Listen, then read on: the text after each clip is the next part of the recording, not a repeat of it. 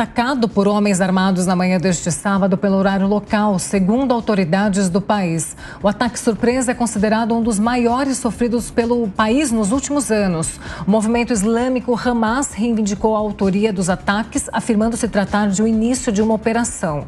Um alto comandante militar disse que 5.000 foguetes foram lançados.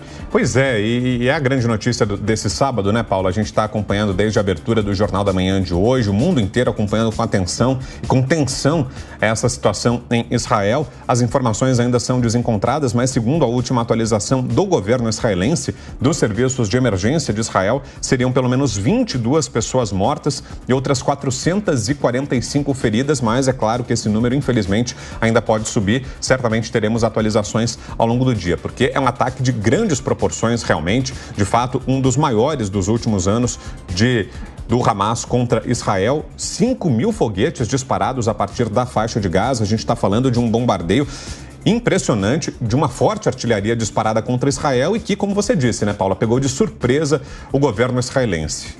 É isso aí. Bom, e sobre esses bombardeios e ataques a Israel na manhã deste sábado, nós vamos conversar agora com o especialista em relações internacionais, Marcos Vinícius de Freitas. Professor, muito bom dia, muito obrigada pela participação mais uma vez aqui no Jornal da Manhã. Sempre muito bom os seus esclarecimentos em relação à política internacional, tudo que acontece, enfim, mundialmente falando, né? A gente tem falado bastante com o senhor sobre a guerra entre a Rússia e a Ucrânia e agora essa guerra. Qual que seria a intenção desse ataque surpresa que já é considerado um dos maiores sofridos por Israel nos últimos anos, professor?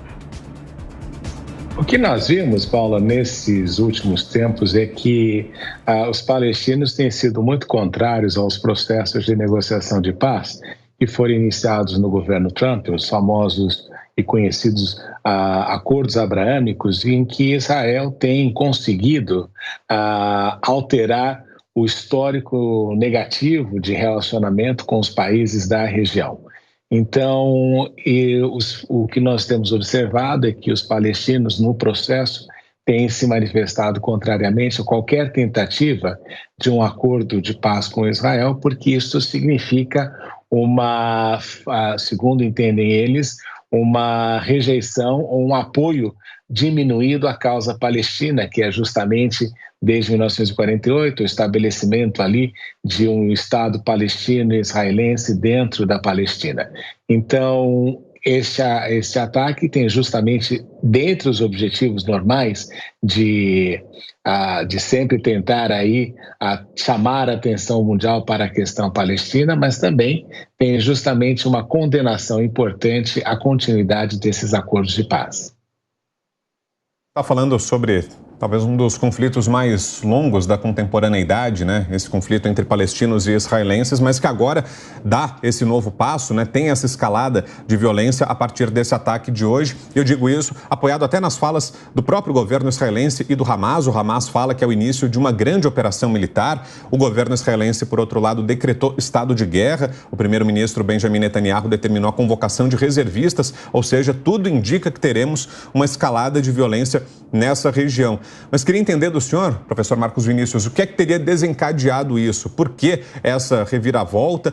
O que é que justificaria, e essa está longe de ser a melhor palavra, mas o que é que explicaria, o que é que aqui a gente pode atribuir o ataque deste sábado, professor?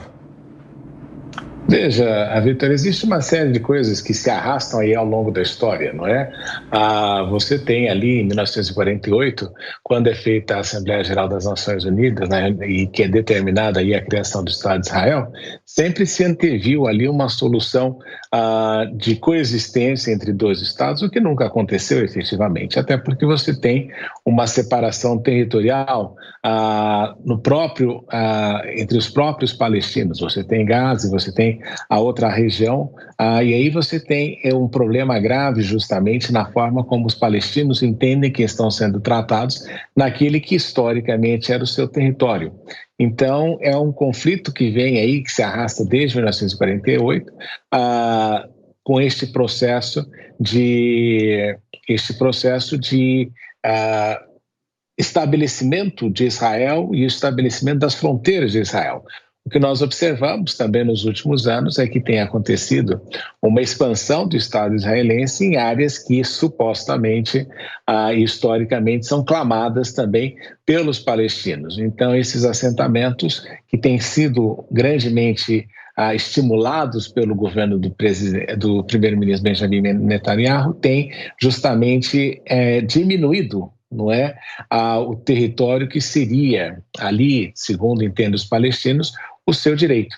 Então, isto vem numa situação histórica muito complicada. E você vê também que até mesmo a situação dos que habitam ali na faixa de Gaza é uma situação extremamente complicada, porque você tem ali uma das maiores concentrações de população num espaço extremamente reduzido, com uma série de limitações em razão de sanções que vêm sendo impostas por Israel com relação à faixa de Gaza e com relação aos palestinos. Então, é uma situação que tem deteriorado com o tempo e que se esperava que com os acordos, os convênios, ali com os acordos abraâmicos, isso de alguma forma fosse melhorar.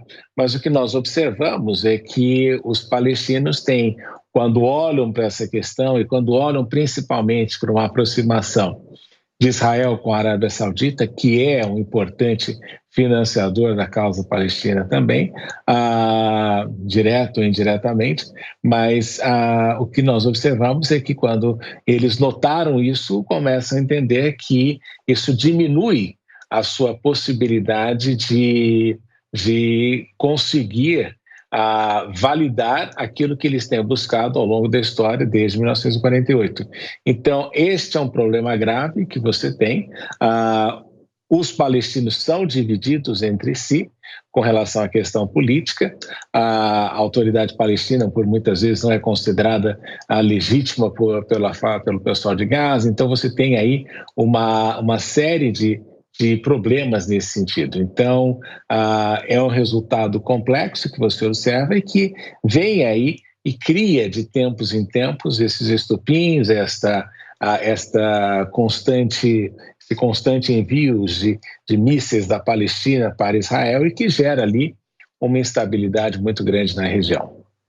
Professor, assim como o Vitor Brown disse, nós estamos acompanhando as informações, recebendo tudo neste momento, né, acompanhando minuto a minuto tudo que está acontecendo agora. Antes de passar para o Nelson Kobayashi, professor, o que se sabe até agora é que são 22 mortos ali em áreas mais ao sul de Israel. Quais as informações que o senhor tem neste momento? Os bombardeios continuam?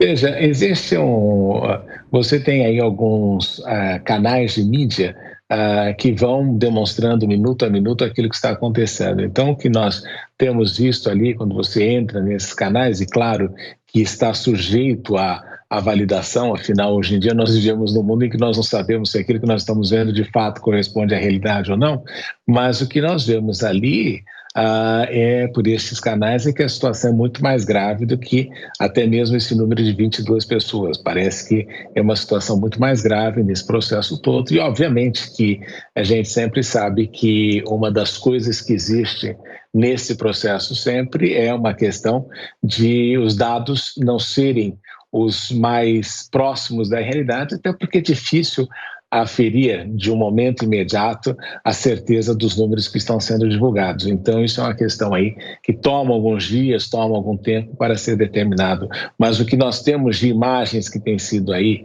divulgadas não se trata aí de uma coisa extremamente... Se trata exatamente de uma atuação extremamente violenta nesse processo todo. E é por essa razão que, diante desta violência, nós vemos aí a condenação daquilo que foi feito pelos palestinos por várias autoridades do mundo, o presidente da França, o primeiro-ministro da Espanha. Então, nós temos aí uma série de manifestações justamente em razão da violência daquilo que se tem observado nesse processo todo. Professor, a pergunta agora é do nosso comentarista Nelson Kobayashi. Professor, muito bom dia. Um prazer falar com o senhor. Professor, a minha pergunta é sobre o que podemos esperar em termos de reação. A gente sabe que Israel tem uma parceria com os Estados Unidos, né? Aliás, os Estados Unidos é que tem um zelo muito grande pelos interesses israelitas e não só os Estados Unidos. O mundo ocidental é um pouco mais simpático a Israel do que aos palestinos. o que o senhor pode avaliar em termos de reação, o que podemos esperar, qual é a projeção agora para os próximos passos? Veja, também é uma questão complexa porque, por outro lado, você vê que muita gente em Israel afirma que existe uma propensão do Ocidente a favorecer o mundo árabe, né? Então você tem esses dois lados aí nesse diálogo. E, obviamente, os Estados Unidos historicamente, tem sido ali um fiel da balança e um importante parceiro do Estado de Israel. Parceria esta que, de alguma forma, foi ali entendida como prejudicada durante o tempo do presidente Barack Obama, porque ele mais ou menos se distanciou muito de Israel e pelo fato também de que, como os norte-americanos haviam descobrido o petróleo de xisto, não é? O interesse que eles cultivavam pelo Oriente Médio baixou naquela ocasião. Isso deixou Netanyahu extremamente preocupado e fez com que ele justamente tivesse ali uma relação muito conflitiva com o presidente Barack Obama e que melhora durante o governo Trump, que foi sempre ali um fiel aliado de Israel. Mas nós vemos que Israel tem uma presença importante dentro do Congresso norte-americano, tem uma influência muito grande na sociedade norte-americana e, com isso, consegue fazer com que os Estados Unidos, pelos interesses regionais, mantenham ali uma presença forte de apoio quase que de primeira hora em Israel, embora muitas vezes Israel seja condenado ali nas Nações Unidas por várias